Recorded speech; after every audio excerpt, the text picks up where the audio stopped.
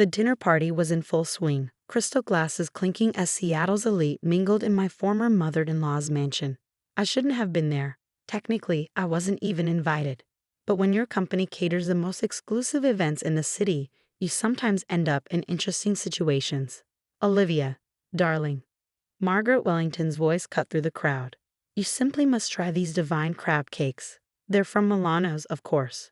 Not like that dreadful catering service my ex-daughter-in-law runs. I kept my focus on arranging the dessert display, fighting back a smile. If Margaret only knew that both the dreadful catering service and her precious Milano's were owned by the same person. Me. My name is Sophia Chen, and 3 years ago, I committed the unforgivable sin of divorcing Margaret's precious son, William. Not because of any scandal or drama, but simply because we'd grown apart. I wanted to build something of my own. He wanted a wife who'd be content hosting charity luncheons and looking pretty at board meetings. What the Wellingtons never knew was that I'd been building my empire long before the divorce. The catering company was just the visible part, my testing ground for new recipes and concepts. Behind the scenes, I'd been quietly acquiring and transforming struggling restaurants across the city. Milano's had been my first major acquisition. I kept the name but completely revamped the menu and operations, turning a failing Italian restaurant into the hottest chain in the Pacific Northwest. Not that anyone knew I owned it. All the paperwork was under my holding company's name. Sophia, Jenny, my assistant, appeared at my elbow. The kitchen needs you. There's an issue with the soufflés. I nodded, grateful for the excuse to step away from Margaret's voice. In the kitchen, my team worked with practiced efficiency, but I could see the tension in their shoulders. They'd all heard Margaret's comments throughout the night. Listen up, I said, gathering them around. I know this isn't easy, but remember, we're not just here to serve food. We're here to prove a point. Maria, my head chef, raised an eyebrow. Are you finally going to tell her? Not yet. I adjusted my chef's coat, but soon, very soon. The truth was, I'd been planning this moment for months. Margaret's campaign to blacklist my catering company from Seattle's social circle had actually done me a favor.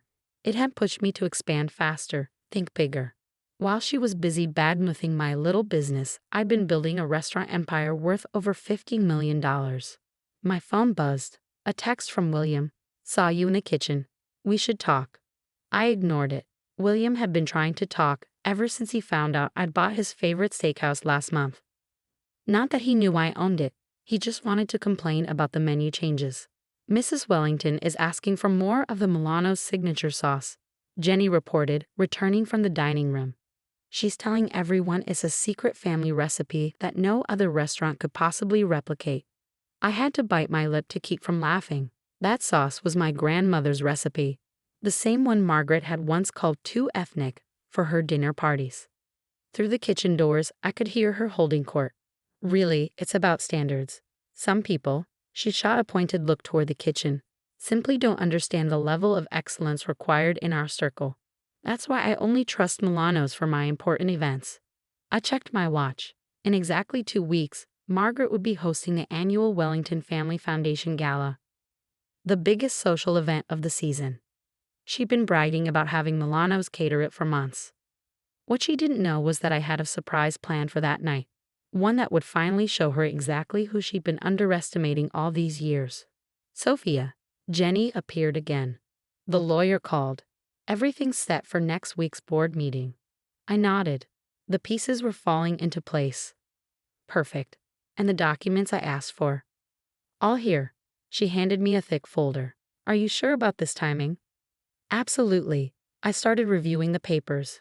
Margaret Wellington has spent 3 years trying to destroy my reputation in this city.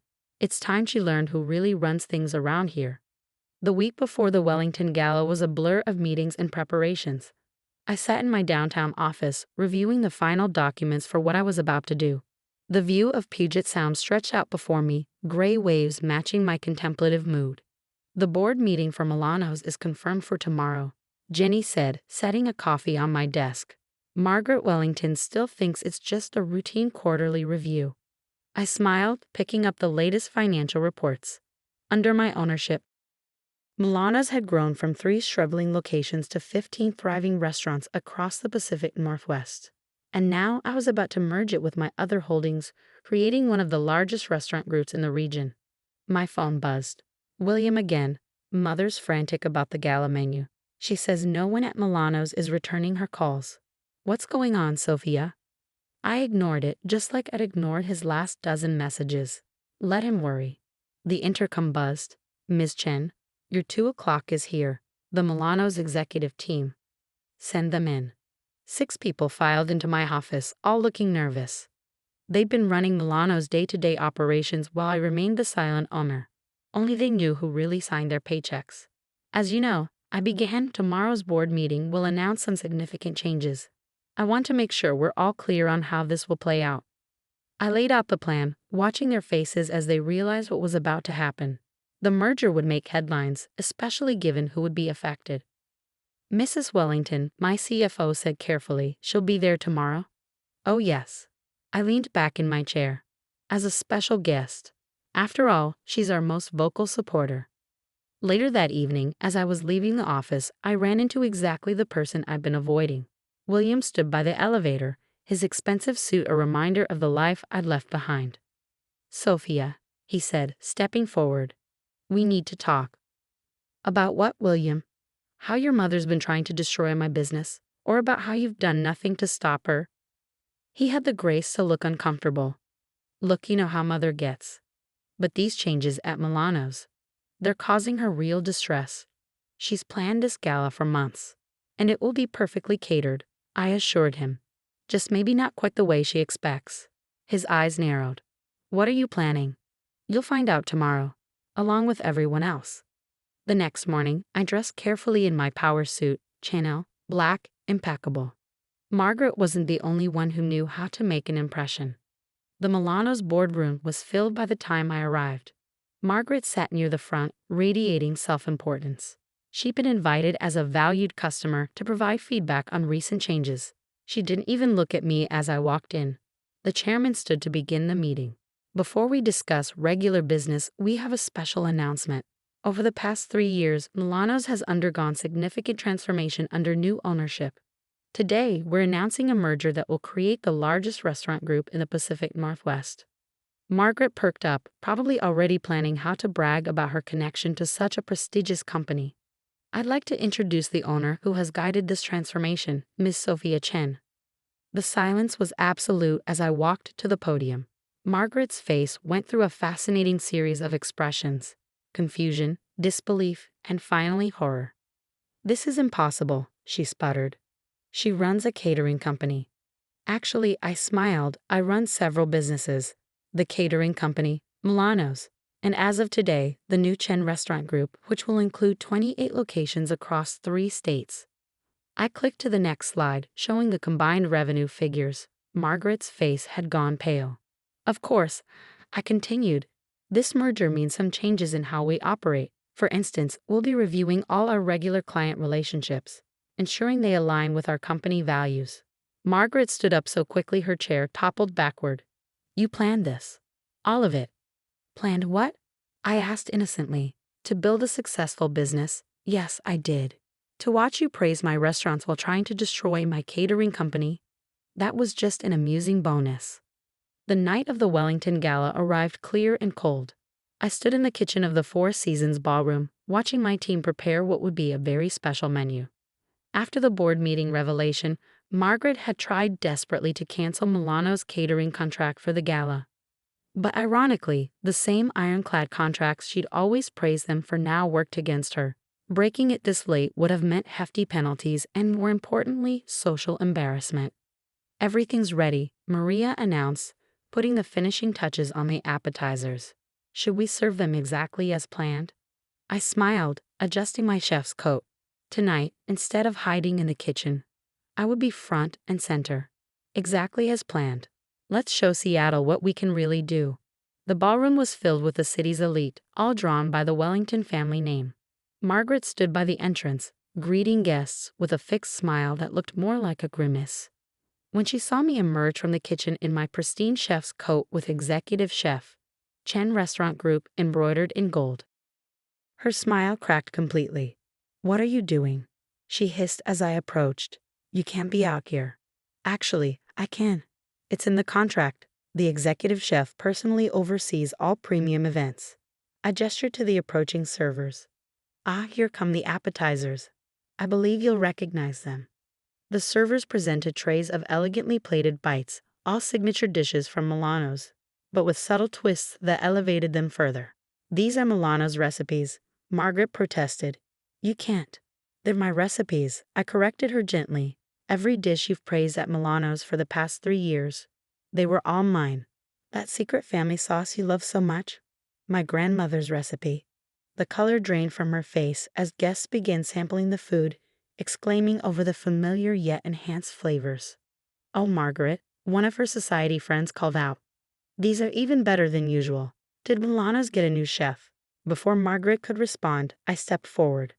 Actually, I'm the chef who's been developing Milano's menu for the past 3 years. Sophia Chen, executive chef and CEO of the Chen Restaurant Group. The woman's eyes widened with recognition. Chen, weren't you? William's wife. Yes. Now I'm just the owner of his favorite restaurants. I turned to Margaret. Would you like me to explain how that spicy crab sauce is made? It's a family recipe after all, just not your family. She opened her mouth to respond but was interrupted by William's arrival. He looked between us, taking in the situation. Sophia, he said carefully, could we talk privately? I considered refusing, but curiosity won out. We stepped into a quiet corner of the ballroom. You've made your point, he said. You've humiliated Mother thoroughly. What more do you want? I laughed softly. You still don't get it, do you? This isn't about humiliation. It's about truth. For 3 years, your mother has tried to destroy my reputation, all while unknowingly praising my work. I'm just finally taking credit for what's mine. The merger announcement has already affected our family's standing. Your family's standing? I interrupted. What about my livelihood? The contracts your mother cost me. The lies she spread? He had the grace to look ashamed. I should have stopped her. Yes, you should have. But you didn't, and now here we are. I gestured to the room where guests were enthusiastically enjoying my food. I've built something remarkable, William, with or without the Wellington name. The evening continued, a masterclass in elegant revenge. Each course revealed another Milano's favorite, each presentation more spectacular than the last. Margaret was forced to watch as guest after guest praised the chef she'd spent years denigrating. The final blow came during dessert, as my team served my signature tiramisu, the same one Margaret had once declared the height of culinary sophistication. I clinked my glass for attention. I want to thank the Wellington Family Foundation for this opportunity, I announced to the room. In honor of tonight's event, the Chen Restaurant Group will be donating all proceeds from this evening to culinary education scholarships for underprivileged youth. The applause was thunderous. Margaret looked like she swallowed something sour. After all, what could be worse than her nemesis receiving a standing ovation at her own gala? Later that night, as the last guest departed, I found William waiting by the kitchen. You know, he said quietly, I always wondered why you chose restaurants over our life together. It wasn't about the restaurants, William. It was about being seen for who I am, not just who I married. I started to walk past him, then paused. Your mother's sauce that you love so much, it's on the menu at my new bistro downtown. Feel free to stop by, if you can handle knowing who really makes it. 6 months later, the Chen Restaurant Group had become the talk of the Pacific Northwest culinary scene. Margaret had quietly stepped back from her social obligations, citing health concerns. My catering company was now the most sought-after service in Seattle. And William? He became a regular at my new bistro, always ordering the sauce he grew up loving. Sometimes the best revenge isn't about destroying your enemies. It's about forcing them to face the truth they've been denying all along. As for me, I finally had everything I'd worked for. Success, respect, and the satisfaction of knowing that every time Margaret Wellington craved her favorite restaurant's food, she'd have to swallow her pride along with it. Sometimes the sweetest victory isn't in the revenge itself. It's in the quiet moments afterward, when your enemies realize they've been wrong about you all along.